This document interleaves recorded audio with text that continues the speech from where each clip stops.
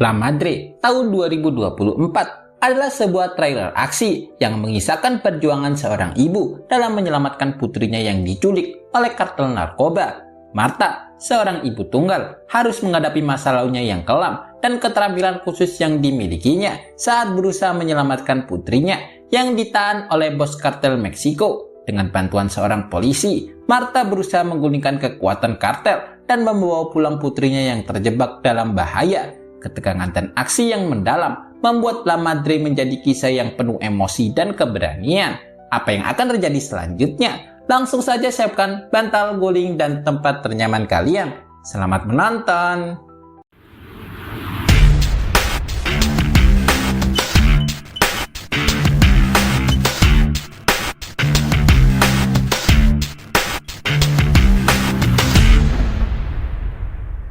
Di Meksiko, kasus kekerasan semakin marak, merugikan banyak pihak karena melibatkan kejahatan lain seperti penculikan akibat perang saudara. Kepolisian bekerja keras, terutama dalam menangani konflik antara dua kartel besar. Warga pun dihimbau untuk tetap waspada demi keselamatan mereka. Situasi ini menarik perhatian banyak pihak, termasuk Raquel, seorang gadis muda yang tampak khawatir keluarganya turut terdampak. Ia pun segera melapor kepada ibunya, Marta, dan memintanya untuk pindah jauh dari zona konflik.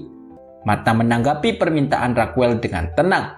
Ia menolak pindah, mengingat keluarganya telah lama tinggal di wilayah itu dengan rasa aman. Selain itu, butik miliknya tengah berkembang pesat dan kepindahan bisa mengganggu roda ekonomi keluarga. Meski dalam hati ia juga merasa takut, Marta berusaha tetap tegar dan menyikapi situasi dengan sikap positif. Tanpa disadari, seorang pemuda diam-diam masuk ke butik Marta dan mencuri beberapa manik-manik. Alih-alih marah, Marta dengan tenang menegurnya dan memintanya mengakui perbuatannya. Setelah barang dikembalikan, Marta memperingatkan bahwa mencuri merugikan siapapun, termasuk dirinya sendiri. Ia memilih tak melapor ke polisi, membuat pemuda itu lega. Ia pun meminta maaf dan segera pergi. Berbeda dengan ibunya, Raquel memprotes keputusan Marta, khawatir kejadian serupa akan terulang. Namun Marta tetap tenang. Ia percaya peristiwa itu akan jadi pelajaran bagi si pemuda dan membuatnya berpikir ulang sebelum mengulangi kesalahan. Tak lama, anak bungsunya, Eva, datang untuk pamit kerja kelompok. Marta sempat ragu memberi izin, tapi akhirnya mengizinkan sambil berpesan agar Eva selalu menjaga diri. Keputusan Marta kembali memicu protes dari Raquel. Ia merasa ibunya terlalu memanjakan Eva dan mengabaikan dirinya. Sementara itu, Eva justru pergi menemui temannya, Bianca, gadis urakan yang putus sekolah. Bianca menyuruh Eva berganti pakaian karena mereka akan pergi ke tempat hiburan khusus. Ternyata Bianca membawa Eva ke klub malam dan mengajarinya minum alkohol. Sementara itu, Marta yang sedang membereskan rumah dikejutkan oleh ikan hiasnya yang tampak lemas dan sekarat. Pemandangan itu membawanya pada kenangan masa kecil saat sang ayah melatihnya menembak dan menyuruhnya menargetkan seekor anjing kecil. Marta kecil menangis, tak sanggup. Ia tak tahu apa maknanya ini, tapi firasatnya berkata sesuatu buruk akan menimpa keluarganya. Sementara itu, Eva kini sudah mulai terbiasa dan mabuk bersama rekan-rekan Bianca. Seolah merasa aman, Eva berdansa dengan pria yang baru dikenalnya dengan santainya. Tanpa disadari, aksi Eva membuatnya jadi pusat perhatian tamu yang lain. Benar saja, Eva yang sudah mabuk diajak menuju suatu ruangan untuk melakukan hubungan adu mekanik. Awalnya Eva menolak, namun karena sudah terbawa suasana, menjadikannya hanya bisa pasrah dengan keadaan yang dialaminya. Marta cemas karena Eva tak kunjung pulang. Raquel sempat menghubungi teman-teman sekolah Eva, namun mereka semua tidak tahu keberadaannya. Tiba-tiba, Marta menerima panggilan dari orang tak dikenal yang mengaku telah menculik Eva. Orang itu meminta uang tebusan untuk membebaskan Eva. Keesokan harinya, Marta bertemu dengan El Caccal, pimpinan kartel terbesar di Meksiko. Tanpa membuang waktu, Marta menyerahkan uang tebusan sesuai permintaan. Namun bukannya membebaskan Eva, El Caccal hanya menunjukkan wajah Eva yang disekam sebelum memasukkannya kembali ke dalam mobil penculik. Kejadian itu membuat Marta marah karena El Caccal telah melanggar janjinya. Dengan tenang, El Caccal meminta tebusan 2 kali lipat. Marta memohon agar diberi keringanan karena ia tak punya uang lagi. El Caccal memberi waktu 10 hari untuk membayar sambil memperingatkan agar tidak melapor ke polisi karena nyawa Eva taruhannya. Martha mencoba meminta bantuan orang-orang di sekitarnya, namun mereka tanpa acuh menunjukkan betapa besar pengaruh El Kakal. Di sisi lain, Eva disekap di sebuah ruangan bersama Lucy, seorang wanita yang sudah berminggu-minggu di sana. Lucy mengatakan siapapun yang ada di tempat ini tidak akan punya harapan untuk hidup tenang bersama keluarganya lagi. Martha yang cemas tentang kondisi Eva mulai merokok untuk menenangkan diri. Saat pikirannya kembali jernih, ia teringat pada baju kemeja si penculik. Setelah memeriksa rekaman CCTV, Martha sadar itu adalah kemeja yang dijual di butiknya dan yang membelinya adalah Bianca. Raquel datang dan mencoba menenangkan ibunya. Ia menyarankan untuk melaporkan penculikan ini ke polisi, karena jika tidak, pencuri akan terus memeras mereka. Demi keselamatan Eva, Martha akhirnya setuju mengikuti saran Raquel. Keesokan harinya, polisi Juan datang untuk membahas laporan Martha. Juan menjelaskan bahwa El Kakal adalah pimpinan kartel besar dan sudah menjadi buronan selama beberapa tahun. Namun minimnya informasi dan banyaknya anak buah El Kakal membuat penyelidikan sulit. Ditambah, markasnya yang diduga berada di perbatasan Meksiko semakin menyulitkan proses penangkapan. Sementara itu, Eva panik melihat Lucy yang semakin lemas. Lucy menjelaskan bahwa para sandera akan dipaksa melayani nafsu sebelum dijual bebas dan disuntik narkoboy guna membuatnya ketagihan. Tak lama, salah satu anak buah kartel datang untuk menyuntik Lucy. Eva yang tak tega mencoba melawan, tapi kalah karena tenaga orang itu jauh lebih besar. Dalam penyelidikannya, Martha mengetahui bahwa Bianca adalah pacar El Kakal yang menjadi otak kejahatan ini. Martha memilih untuk tidak berburu-buru dan lebih dulu menginterogasi El Nino, anak muda yang pernah mencuri di butiknya. El Nino terlihat ketakutan saat Martha menanyakan soal Eva. Tidak puas dengan jawaban El Nino, Martha mulai memainkan psikologinya. Ia memberi sepotong roti untuk menenangkan suasana dan meyakinkan El Nino untuk tidak takut. Martha mengungkapkan bahwa dulu ia adalah anggota kartel terbesar di Meksiko yang dibuktikan dengan tato di tubuhnya, namun ia meninggalkannya demi kehidupan yang lebih aman bagi keluarganya.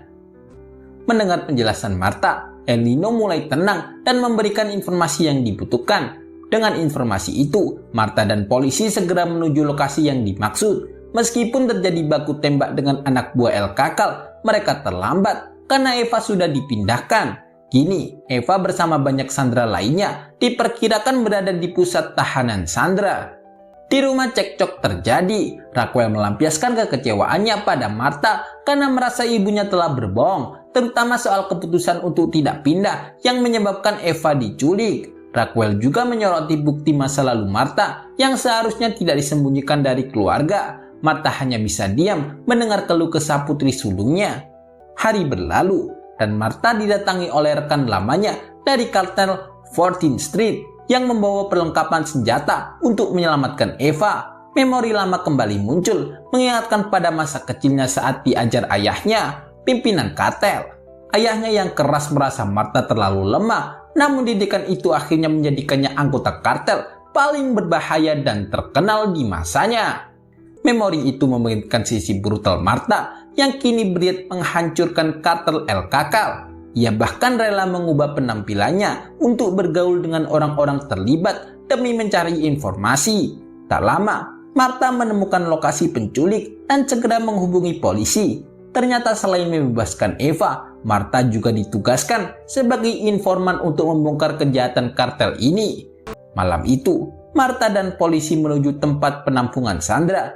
Terjadi baku tembak, namun mereka berhasil menghabisi seluruh penjaga kartel. Sayangnya, Martha kembali gagal menemukan Eva yang tampaknya sudah dipindahkan lebih dulu oleh penculik.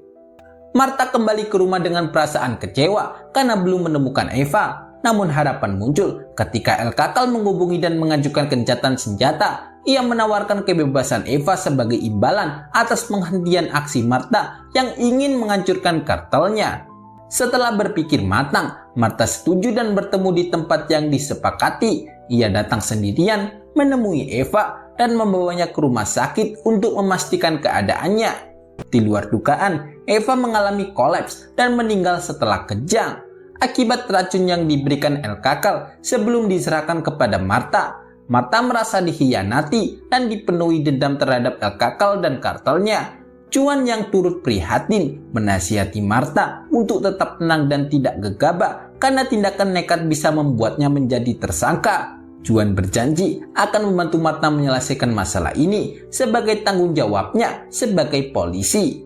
Martha mengabaikan himbauan terhadapnya karena ia telah memilih jalannya sendiri. Ia menyekap Bianca dan memaksanya untuk mengaku. Meskipun Bianca awalnya menolak, ia akhirnya mengungkapkan kebenaran setelah disiksa. Martha kemudian menghubungi El Kakal melalui ponsel Bianca, meminta agar ia menyerahkan diri. Namun El Kakal meremehkan ancaman itu dan tidak peduli dengan keselamatan Bianca. Tanpa ada kemajuan, Martha akhirnya melepaskan Bianca dan memulai rencana selanjutnya.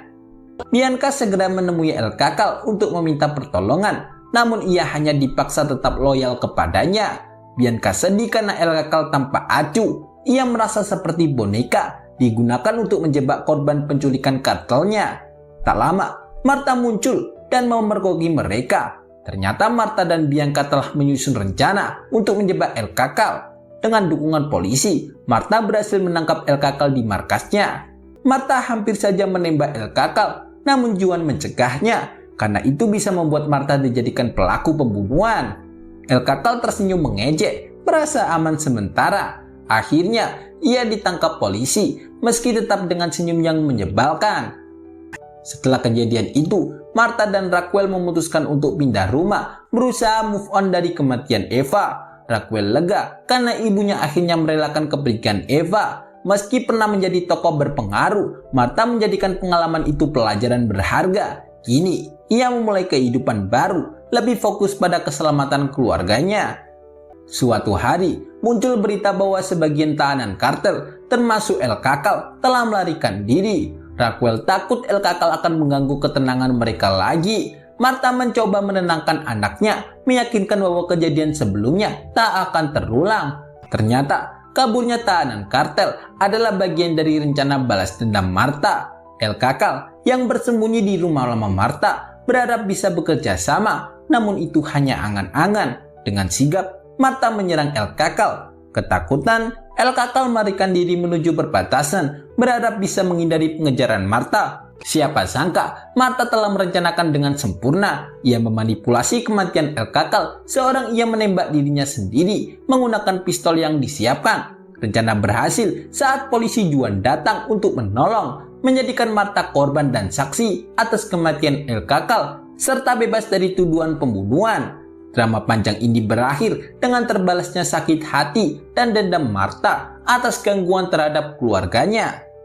Tamat, itulah akhir dari film La Madre tahun 2024. Pesan yang bisa diambil, dosa masa lalu tidak bisa dihapus begitu saja. Kesalahan yang tidak dihadapi dengan jujur akan tetap membayangi, bahkan berpotensi menghancurkan generasi berikutnya. Kesimpulannya, La Madre memperingatkan bahwa rahasia kelam dan luka emosional yang dipendam dalam keluarga bisa berkembang menjadi sesuatu yang jauh lebih berbahaya. Untuk melepaskan diri dari kutukan tersebut, kejujuran, keberanian untuk menghadapi masa lalu, dan pengampunan adalah kunci. Meski dalam film ini, keinsafan datang terlalu terlambat.